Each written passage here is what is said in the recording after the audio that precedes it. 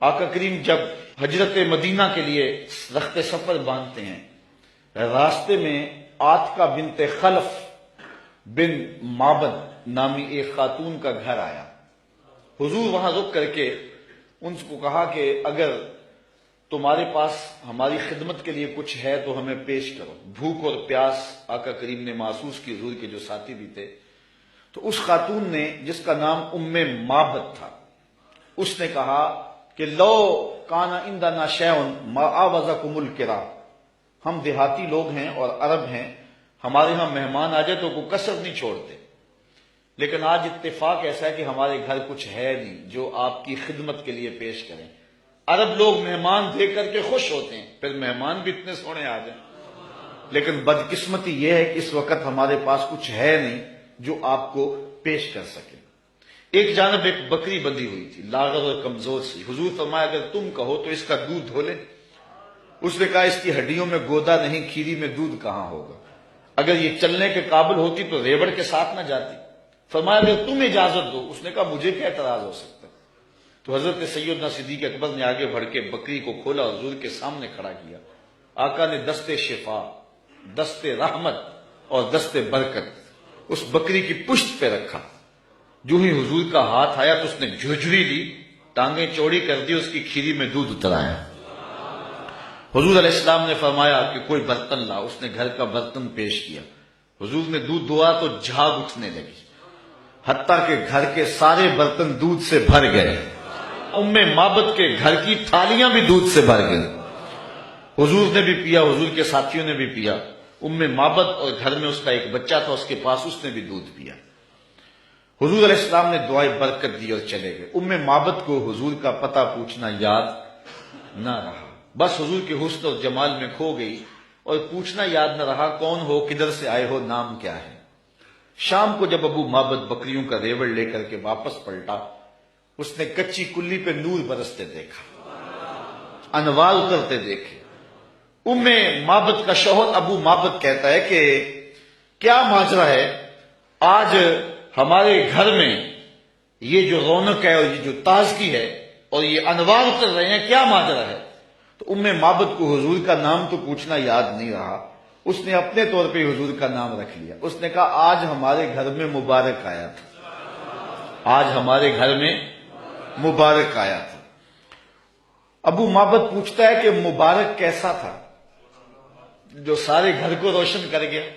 وہ کیسا تھا؟ تو معبد تصف رسول اللہ صلی اللہ علیہ وسلم، معبد حضور کا حلیہ بیان کرتی، کہتی ہے فقالت رأیت رجلا ظاہر البزار، میں نے ایک ایسا شخص دیکھا ہے کہ جس کا رنگ نکھرا ہوا تھا، جس کا چہرہ چمک رہا تھا۔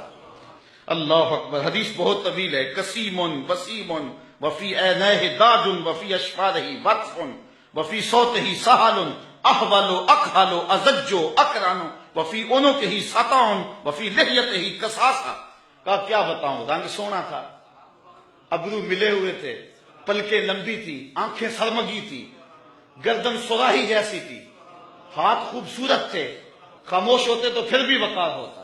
لیکن میں معبد کا صرف ایک جملہ آپ کی نظر کرنا چاہ رہا ہوں۔ ہزارہا مصنفین، نثر نگار اور شعراء اور ادباء کے سارے ادب پارے اور ساری نثر نگاریاں اور ساری انصاف پردازیاں اس کے ان دو جملوں پہ قربان۔ معبد نے کیا کہا، میرے شوہر میں کیا بتاؤں کہ وہ مبارک کیسا تھا، میں کیا بتاؤں وہ مبارک کیسا تھا، بس اتنی بات سن لو۔ ابہ الناس وَأَجْمَلَهُ مِنْ بَعِيدٍ وَأَحْسَنَهُ مِنْ قَرِيبٍ، وہ اتنا سونا تھا جب کوئی اس کو دور سے دیکھتا تو سونا نظر آتا، قریب آ کے دیکھتا تو اور سونا نظر آتا۔ یہ دو جملے اس کے دیکھیے، دور سے کوئی دیکھے تو پھر بھی سونا، قریب آئے تو پھر بھی۔ کچھ لوگ دور سے بھلے لگتے ہیں، قریب آئے تو نقوش میں وہ کشش نہیں ہوتی ہے۔ کچھ لوگ قریب سے سونے، دور سے دھندلے ہو جاتے ہیں۔ لیکن کہا وہ اتنا سونا تھا، دور تھا پھر بھی سونا لگتا تھا، قریب آیا تو پھر بھی۔ اچھا، یہاں اس نے حضور کی سیرت بھی بیان کی ہے۔ کچھ لوگ دور سے اچھے لگتے ہیں، قریب آ کے اچھے، دور سے اچھے لیکن رشتہ داری کر کے دیکھو تو اچھے نہیں ہیں، کاروبار کر کے دیکھو تو اچھے نہیں ہیں، دوستی لگا کے دیکھو تو اچھے نہیں ہیں، سفر کر کے دیکھو تو اچھے نہیں ہیں۔ وہ کیا، کسی نے کہا اس کے لہجے میں یوں تو برف تھی لیکن جو چھو کے دیکھا تو ہاتھ جل گئے۔ کچھ لوگ دور سے سہانے سہانے قریب آئیں تو کان پھٹیں ڈھول کی طرح. لیکن اس نے حضور کی صورت بھی بیان کی اور ان جملوں میں حضور کی سیرت بھی بیان کی. کہا وہ اتنا سونا تھا، دور تھا تو پھر بھی سونا لگتا تھا، قریب آ گیا تو پھر بھی سونا لگتا تھا. دور تھا تو نظریں جھکی ہوئی تھی، قریب آیا تو حیا کے پہرے تھے. عجیب حسن تھا، عجیب رنگ تھا. حضور دور سے بھی سونے اور قریب سے بھی. جنہوں نے قریب سے دیکھا نا انہوں نے کہا کل قمر لیلۃ البدر لم ارا قبلہ ولا بعدہ مثلہ. کیا پوچھتے ہو، 14ویں رات کا چمکتا ہوا چاند تھے حضور.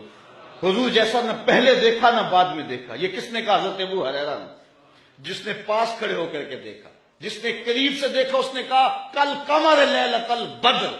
اور جس نے 13 صدیوں کے فاصلے پہ کھڑے ہو کے دیکھا اس نے کہا مکھ چند بدر شاہ شانی، متھے چمک دی لاٹ، کالی زلف تے اکھ مستانی ہے، مخمور رکھی ہند مد بھری. جس نے قریب کھڑے ہو کے دیکھا اس نے کہا کہ چاند چڑھا ہوا تھا اور حضور لال دھاری دار یمنی چادر اوڑھ کے آرام کر رہے تھے. حضرت جابر بن سمرہ کہتے ہیں کبھی اسے دیکھوں کبھی انہیں دیکھوں، فائزہ ہوا اندی احسن من القمر. پھر میں نے فیصلہ کیا نہیں حضور سونے ہیں. جس نے قریب سے دیکھا اس نے کہا کہ چاند سے حضور سونے ہیں. اور جو 13 صدیوں کے فاصلے پہ کھڑے ہو کے بریلی سے دیکھتا رہا اس نے کہا خورشید تھا کس زور پر، کیا بھر کے چمکا تھا قمر، بے پردہ جب وہ رخ ہوا یہ بھی نہیں وہ بھی نہیں. جس نے قریب سے دیکھا اس نے کہا کان رسول اللہ صلی اللہ علیہ وسلم افلج الثنیتین اذا تکلم رویا کالنور یخرج من بین ثنایاہ. کہ حضور کے سامنے والے دانتوں میں ہلکا سا سوراخ تھا اور حضور جب بولتے تھے نور کی کرنیں چھن چھن کے نکلتی تھی. یہ حضرت عبداللہ ابن عباس نے کہا جو پاس کھڑے تھے اور جو 14 صدیوں کے فاصلے پہ کھڑا تھا اس نے کہا تو اجے میرا یار نہیں ڈٹھا جنوں ویکھ کے چند شرم آوے، ادھی راتی دن چڑھ جاوے جیو رخ تو نقاب اٹھاوے. کہ جے او نکلے شہر کرن نو سارا گلشن سیس نواوے اتے دھرتی لف لف جاوے. جے ہاتھ پھلاں وچ رکھدا ہاتھ پھلاں تو ود جاوے. نین نشیلے مست رسیلے وچ سونا کجل سہاوے. اکھ اگڑے تے انج پیا جاپے جویں میں خانہ کھل جاوے. تے جے او کھولے پیچ زلف دے اتے راہی راہ پل جاوے. توبہ توبہ حسن سجن دا چال نہ چلی جاوے. بجلی ڈردی بشک نہ مارے متا بے ادبی ہو جاوے. علم خدا نے اینا دتا عقلاں وچ نہ آوے، عقل خدا نے اینی دتی علماں وچ نہ آئے. کی اعجاز نظر وچ او دی جو آوے وک جاوے. خلق او دے نے مو لئی دنیا کوئی ورلا ہی جان بچاوے. آزم ایڈا سونا ماہی سن کدھرے نظر نہ آوے. جنہوں نے قریب سے دیکھا انہوں نے بھی کہا سونا اور جنہوں نے دور سے دیکھا انہوں نے بھی کہا سونا. تو کہا کوئی قریب سے دیکھے پھر بھی واری جائے، دور سے دیکھے پھر بھی واری جائے. تو اجے میرا یار نہیں ڈٹھا جنہوں دیکھ کے چند شرم آوے. کہا کیا بتاؤں کہ وہ قریب سے بھی سونا اور دور سے بھی سونا. اچھا اس نے حضور کا حلیہ بیان کیا. ام معبد میرے بچے تیرے پہ قربان، ام معبد میری نسلیں فدا تیرے ایک ایک جملے پہ. حضور کا حلیہ بیان کیا اور حد کر دی ام معبد نے. دعا کرو اللہ ہمیں حضور کی زیارت نصیب فرمائے. یا اللہ واسطہ ڈالتے ہیں ام معبد کا ہمیں حضور کی زیارت دے دے. یہ آنکھیں اس قابل تو نہیں ہیں لیکن مالک تو کرم کر، ہم تیرے محبوب کا نام لے رہے ہیں. ام معبد کا صدقہ حضور کی زیارت دے دے. اچھا ام معبد نے حضور کا حلیہ بیان کیا، مبارک کا حلیہ بیان کیا. ام معبد حلیہ بیان کر کے فارغ ہوئی تو بچہ بولا امی وہ بکری والی بات سنائی نہیں، جو بکری کی پشت پہ ہاتھ پھیرا تھا مبارک نے وہ تو بات نہیں سنائی. اللہ اکبر. اب ابو معبد کہتا تم نے زیادتی کیا میرے سے، جب مبارک آیا تو مجھے بلایا کیوں نہیں؟ اس کو میں بھی دیکھنا چاہتا تھا. اب میں بکریاں دودھ لے کر نہیں جاؤں گا، قریب قریب رہا کروں گا. کبھی مبارک آئے نا تو مجھے بلا لینا. اب وہ سارے گھر کے افراد مبارک کا انتظار کر. ابو معبد کے جذبات یہ تھے ایک بار ہی دیکھ لوں، لیکن ام معبد کہتی تھی کاش کے روز بھی گزرے، مبارک کا روزانہ گزر ہو یہاں سے. ایک دن ام معبد سودا سلف لینے کے لیے قریبی بستی میں گئی، نہ ملا تو آگے بڑھ گئی. آگے شہر مدینہ میں جا پہنچی. سودا خرید رہی تھی، بچہ بھی ساتھ تھا کہ حضرت ابوبکر صدیق گزرے. تو بچے نے جب دیکھا نا تو تڑپنے لگا اور اس کے لفظوں میں وہ بے ساختگی اور اس کی تڑپ ظاہر ہو رہی ہے. اس نے کہا یا امہ ان ھذا الرجل الذی کان مع المبارک. امی اس دن جو مبارک کے ساتھ نہیں بندہ تھا یہ جا رہا ہے. سودا چھوڑا حضرت ابوبکر صدیق کے پیچھے اور پوچھتے ہیں مبارک کہاں ہے؟ تم تو مل گئے ہو، مبارک کدھر ہے؟ اب نام تو اپنے طور پہ رکھا ہوا تھا۔ حضرت ابوبکر صدیق فرمایا کس مبارک کو ڈھونڈ رہی ہو؟ کہا وہی جس نے بکری کی پشت پہ ہاتھ پھیرا تھا۔ کہا آؤ تمہیں مبارک کے ڈیرے پہ لے چلو۔ حضور صحن مسجد نبوی میں بیٹھے ہوئے تھے۔ جب بچے نے دیکھا تو پھر چیخا اور کہا امی وہ دیکھو مبارک بیٹھا ہوا۔ یہ حضور کے قدموں میں بیٹھ گئی اور برکت لوٹی۔ حضور نے اسلام دیا، انہوں نے قبول کیا۔ واپس پلٹے، گھر آئے۔ شام کو ابو معبد کے واپس آنے کا جب وقت ہوا نا تو ماں کہتی تھی بیٹے تو خاموش رہنا، میں بتاؤں گی تمہارے باپ کو۔ بیٹا کہتا نہیں امی، مبارک کے ساتھی کو میں نے دیکھا تھا، اس لیے میں نے بتانا ابو کہ ہم مبارک کو دیکھ آئے ہیں۔ شام کو جب ابو معبد آیا نا، یہ دونوں بتانے لگے، وہ پہلے ہی بول پڑا۔ کہا گھر پھر چمک رہا ہے، مبارک پھر آیا تھا؟ انہوں نے کہا مبارک تو نہیں آیا، ہم اس کا ڈیرا دیکھ آئے ہیں۔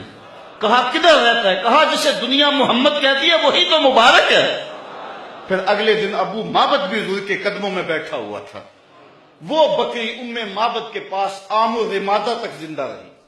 اہل سیر لکھتے ہیں کہ حضرت عمر کے دور میں ایک سال آیا تھا جب قحط پڑا تھا اور درخت بھی سوکھ گئے تھے، جانوروں کی چھاتیاں بھی خشک ہو گئی تھی، کنووں کے پانی بھی نیچے چلے گئے تھے، حوض بھی خشک ہو گئے تھے، کہیں سے پانی کا کوئی قطرہ نہیں ملتا تھا، لیکن ام معبد کے ڈیرے سے بکری کا دودھ مل جاتا تھا، کیونکہ حضور علیہ السلام نے اس بکری پر اپنا دست شفا پھیرا تھا، اپنا دست برکت پھیرا تھا۔ یہ حضور علیہ السلام کے ہاتھ کی اور حضور علیہ السلام کے دست نور کی برکت ہے۔ یہ ہاتھ تو اٹھ جائے تو چاند کے ٹکڑے ہوتے ہیں، یہ ہاتھ اٹھ جائے تو سورج پلٹ کے سر کے وقت پہ آتا ہے۔